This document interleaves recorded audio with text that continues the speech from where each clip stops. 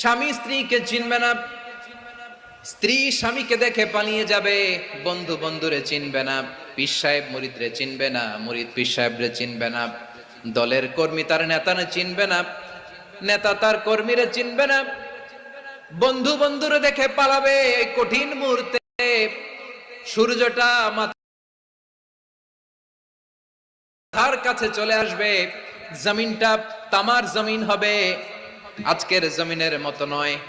মানুষ ঘর্মাক্ত, ক্লান্ত, শ্রান্ত মাথার মগজগুলো কানের ছিদ্র আর নাকের ছিদ্র দিয়ে বেয়ে বেয়ে পড়বে। বিশ্বনবী ফরমান, ময়দানে 7 শ্রেণীর ব্যক্তিকে রব্বুল আলামিন তার আরশের নিচে ছায়া দিবেন। তার মধ্যে প্রথম শ্রেণীর ব্যক্তি হলো ইমামুন আদিল। ইমামুন আদিল, ন্যায়পরায়ণ শাসক, যে ইনসাফের সাথে বিচার করে, যে জাস্টিস সমাজে সার্ভ করে, যে সুশাসন নিশ্চিত করে, ওই ইমামুন আদিল। আদিল শব্দটা বুঝছেন না? ইন্নাল্লাহা ইয়া'মুরু বিল আদ, পাইছেন? আদ, আদিল।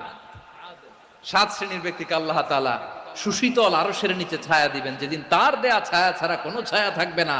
এর প্রথম হচ্ছে ইমামুন আদিল, ন্যায়পরায়ণ শাসক। চিল্লায় বলেন সুবহানাল্লাহ।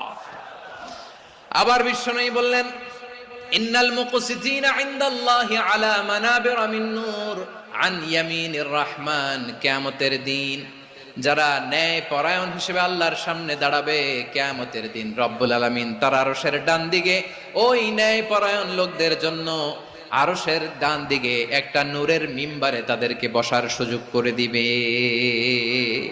ওয়া আলাইকুম রাহমাতুল্লাহি ওয়া বারাকাতুহু।